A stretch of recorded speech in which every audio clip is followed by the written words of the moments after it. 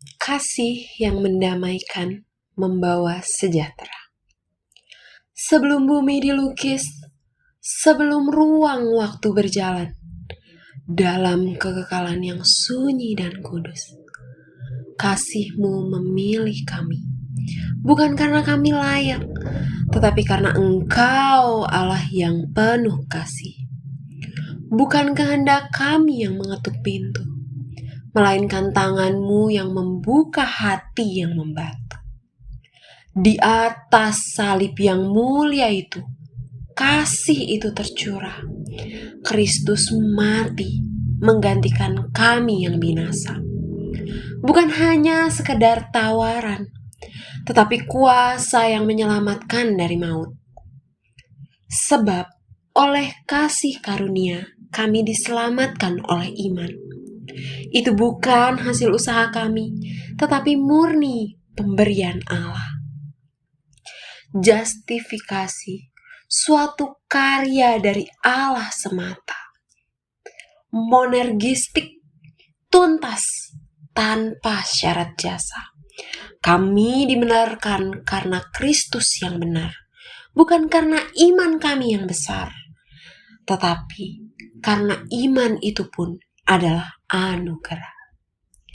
Roh Kudus datang, bukan seperti angin yang diam, tetapi seperti nyala yang membakar hidup kami, menuntun langkah dalam pengudusan yang setia. Sinergistik, ya, kami turut bekerja, namun kuasanya yang memungkinkan untuk kami taat dan setia. Ia bukan sekadar penolong, tetapi materai kekal yang menjamin warisan, memateraikan hati bagi kemuliaan. Roh yang membentuk kami serupa dengan anak.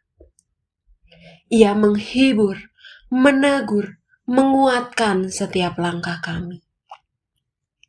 Damai bukan hasil perjanjian manusia, tetapi darah anak domba, pribadi kedua Allah yang mendamaikan, yang berdosa dengan yang maha kudus, sekali untuk selamanya.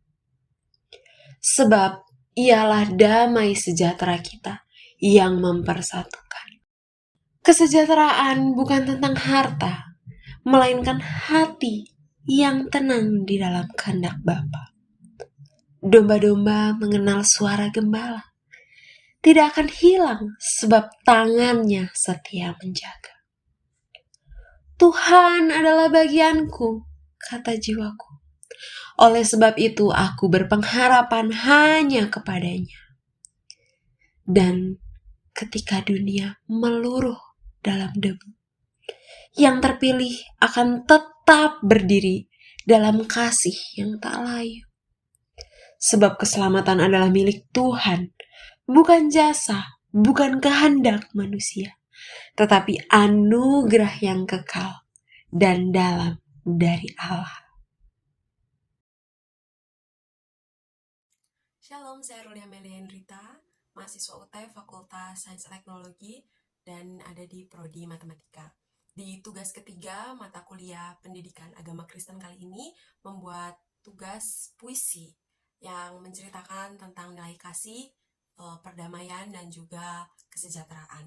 Ya, saya dalam prosesnya memaknai tiga hal ini, saya mengingat tentang karya Kristus di kayu salib, di mana kasih Allah yang begitu besar bagi manusia ini yang sungguh tidak layak, tetapi begitu besar kasih Allah sehingga mau berkorban untuk menjadi manusia, untuk bisa menebus manusia dari dosa. Ya, memperlihatkan kasih yang begitu besar, membawa Allah pribadi kedua, Allah turun ke dalam dunia, mendamaikan Allah dengan manusia.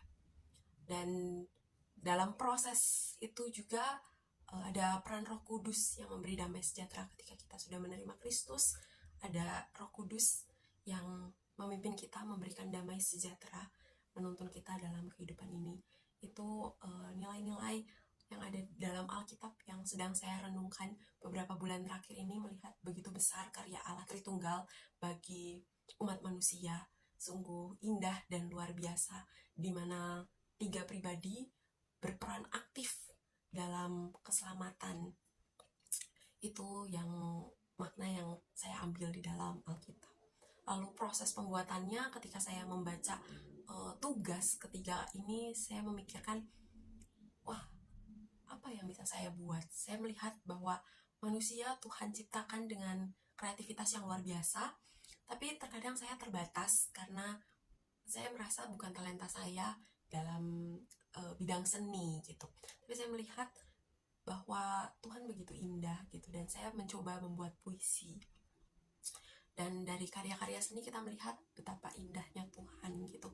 Lalu dalam prosesnya saya melihat apa yang harus saya buat gitu dalam puisi ini, kata-kata seperti apa yang harus saya tulis, harus saya tuangkan.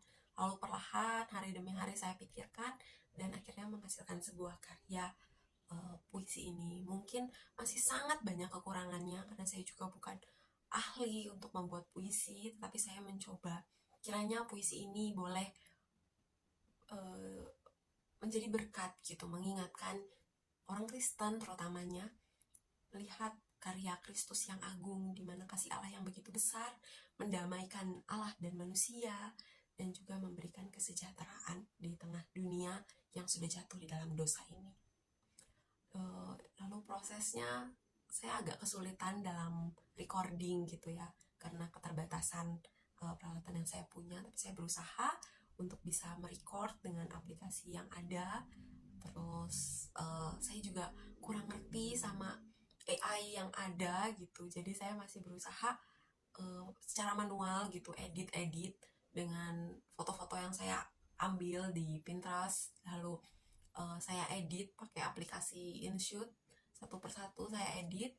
Juga dari voice over saya gitu, pakai aplikasi Dolby untuk mengurangi bising, dan juga merekam ini sebagai cerita proses di balik membuat tugas ketiga ini. Saya bersyukur tugas ini membuat saya jadi berpikir, merefleksikan kembali, mengingat kembali karya Kristus di kayu salib.